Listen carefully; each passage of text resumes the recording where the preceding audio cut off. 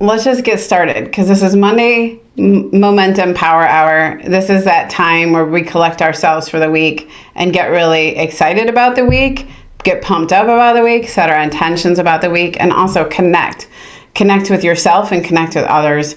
And so I find this just my favorite meeting of the week. Honestly, it's so fun. I was really thinking through, what do we really need to hear right now? And I know we've been talking about that why.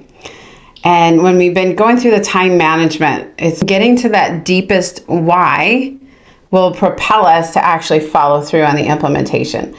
And for me, the implementation is just like, it is so important. And so I want to make sure and talk about just these couple of things that keep us from actually implementing, to step into progress.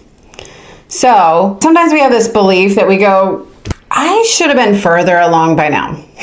I have been doing the things, and I have been after things, and I've been at every tool and every class and every this and that. And I'm like, why am I still behind other people, that person? And comparison is a thief of joy. That has got to have crossed more than just my mind, right? You look around, you scroll, you compare, you put in effort, time, your heart, but that belief still creeps in. I should have been farther. I should have arrived by now. Why do I feel so stinking behind? But that's the thing. It's not truth. It's actually just a trap. It's a belief that suddenly planting that inner resistance and disconnecting you from your own power. And so I wanted to talk a little bit today about what's coming in the way. And I'll tell you something. I have really realized this. My schedule can be completely full. I can be running around trying to get all these things done. And I think that I don't have enough time. Or I think that time is going too fast and I just can't get it all done. And then I run into that belief of, I just can't hack it. I'm really not enough. Because I'm not enough, I won't be loved, right? It's that inner fear that everyone battles. And what I found, it's actually the mental labor that's costing me the time, the energy, and the momentum to push forward.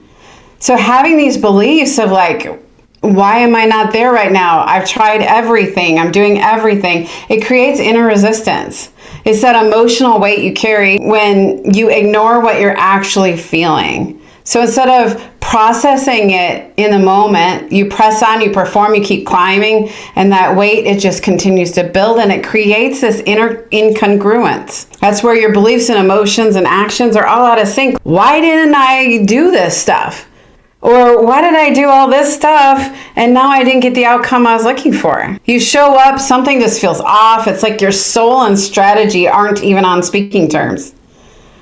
So I was on a hike with my husband this weekend, and we were walking this trail that I think we'd done probably 4 to 6 times at least. I can't remember how many times. And all of a sudden it was really extra hard. It's not an easy one anyways, but this time it was extra hard. This is what I did in my mind. What is wrong with me? What is holding me back? Why can I not hack it? It really was that. I'm like, I'm slowing us down. It's going to take us forever. We won't have time at the peak. And the whole story comes swimming around in my mind, and I just couldn't figure out why. And then my husband just kindly pointed out, hey, we're walking through snow. It had, depending on where, it was 3 to 8 inches of snow. It was the exact same climb, the same distance, the same elevation, but with just a little extra resistance. It felt like triple the effort. And then I began to think about you guys and my family, my friends, my clients. And the reality is, some of you, you're walking in snow. That's what unprocessed emotions and misaligned beliefs do. It's not the busyness. It's not the stress. There's nothing wrong with you. You're just hiking in some snow. It's the same trail, but it's 10 times harder because you're trudging through this emotional snow. And what's funny is we think we need to just push through, keep working, and we shove it down. And then sometimes it'll just come up like a volcano, right? It all comes to a head and it all just appears in front of you. And like, where did that come from? And then we think about these things. What do we do with this? What is processing? And what is actually going forward? How do you go forward properly, be totally present in the moment, but still process all that's going on around you? So here's the truth. You are not behind. You are just carrying stuff that's not meant to go with you. That's the snow. A lot of you, I think you have snow around you. I'm not sure. I'm trying to think of where everybody... When you are walking through snow, your hike becomes 3 times harder. My husband put it this way. He said it's about 2,000 elevation, but it really will count it as 3,000 because of walking through the snow. It took longer, we moved slower, and it felt harder. So here's the truth. You don't need to work harder. You simply need to align deeper and clear what's in the way. It's kind of like shovel your mental driveway. When your internal world is clean, your emotions processed, your beliefs aligned, your spirit congruent, the external efforts, they drop dramatically, and all of a sudden, your energy multiplies, your decisions sharpen, your momentum returns, and suddenly you have more time even though your schedule is full. Mastering influence starts on the inside of you. You can't lead others with power when your own belief system is muddled up with snow. You can't inspire change if you're carrying emotional weight you've refused to deal with. We have to stop shoving. We have to stop internalizing. And we have to learn to coach ourselves in the moment. So here's what I wanted to do with you guys today. We're going to try something new. And then we're going to discuss some questions. We're a smaller group today, so I might keep us all in the same room for it. That'll be really fun. So I want to do a little meditation. And I just want to clear the snow a little bit. So can you do that with me? We're going to do some driveway shoveling. And we're going to clear the snow that's on our mental labor list for Monday. And I feel this is actually key to wrapping up that time management we were talking about. Because when you take a moment to take care of all the snow that you're trudging through, you get 20 times the amount done. I found it when I take a sunrise walk in the morning, which we did today. We took a 2.5 mile walk. We then put our face to the sun just for a couple of minutes. It ups my serotonin level. It gets my body moving, and my day comes together completely differently. And so if it's okay, I'm going to have you, if you want to stay on camera, great. If you want to turn your camera off for this, that's great. But let's just sit, and I want you to close your eyes. You could play that soft music in the background. Now we're experimenting with this, so if there's a little hiccups, that's because we have some tech that we're working on. But hang with me, okay? Yeah, there we go. So what I want you to do is just take a moment, take a deep breath in, a deep belly breath. Breathe out. Another deep breath. Breathe out. Just let it out. I want you to imagine that we're all together and we're hiking a nice city trail. But you look up and it's sunrise. And when you look over, you can look directly at the sun because it's just barely up. It's just peeking over the horizon. And I want you to just see yourself putting your face to the sun, absorbing the rays, feeling the warmth, feeling the comfort. Another big belly breath. Now I just want you to think of just one thing that you can be totally grateful for. Think of a moment in time that you can look back and be really grateful for. Maybe it's a moment with your child or a moment alone with yourself. What's just one moment in time that you can go back and revisit that you can be grateful for? What were you thinking during that moment? What did you smell? What did you feel? What were your thoughts in your mind? Take another big belly breath as you replay that moment in utter detail in your mind. I want you to think of a second moment. What's another moment you could be grateful for? Maybe it was a moment you could feel really proud of yourself. A moment that maybe you took a risk or you did something you were scared of. It doesn't have to be the big moments in life. It can be that one little moment that just happened yesterday or an hour ago or a minute ago. Taking in those little moments, those are the things that unlock you.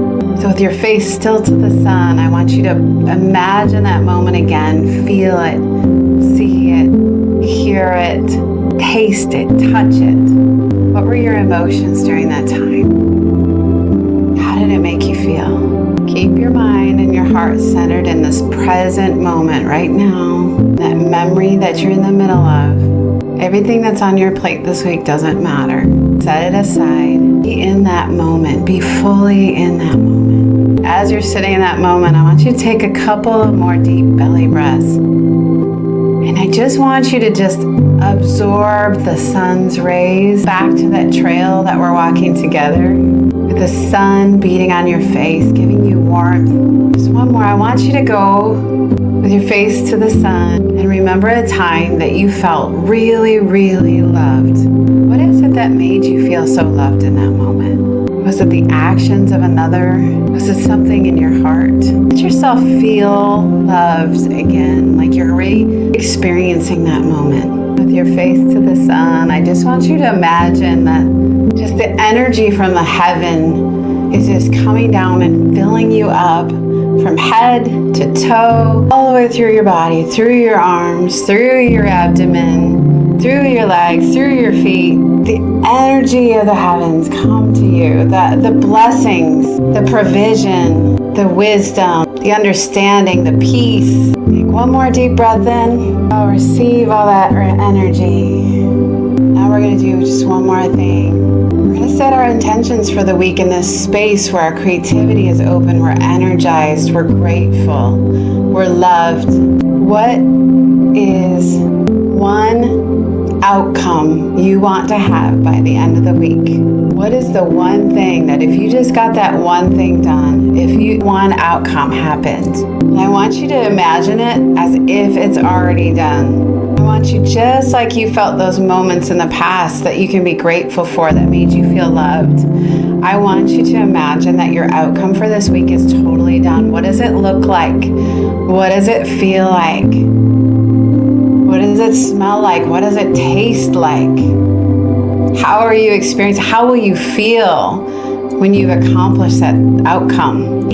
Is your second outcome you'd like to see for the week? Not your task list. We set that aside. What is a second outcome you want for this week? Maybe you want some family time. Maybe there's a big project at work. Maybe there's something that would make you feel totally fulfilled if you just focused on that one thing. I want you to see that thing as if it's already done. And let's just sit in the moment, heart full of gratitude, feeling completely safe and loved, knowing exactly your focus for this week. Let it get into your nervous system. Let it get into your subconscious. Now's your moment to choose. So one last big belly breath. Sun, face to the sun, enjoying life. And I just want you to take a moment and thank yourself for all the amazing outcomes that you're going to have for this week. Tell yourself good job ahead of time. You deserve to be celebrated. When you're ready, let's open our eyes. Turn your cameras back on. Those of you who are waiting for others, let's write down our desired outcomes for this week. And let's make sure that we're setting our mind and intention to those. All right. So I'm going to put a few questions in the chat. And I want you to take just a couple of minutes. I got to get the chat out, sorry. I want to take a couple of minutes and I want to let you think through them and then let's talk about them. Okay, so some things to think about. And then when you're ready, let's talk about some of these things. Where do you feel internal resistance showing up in your life?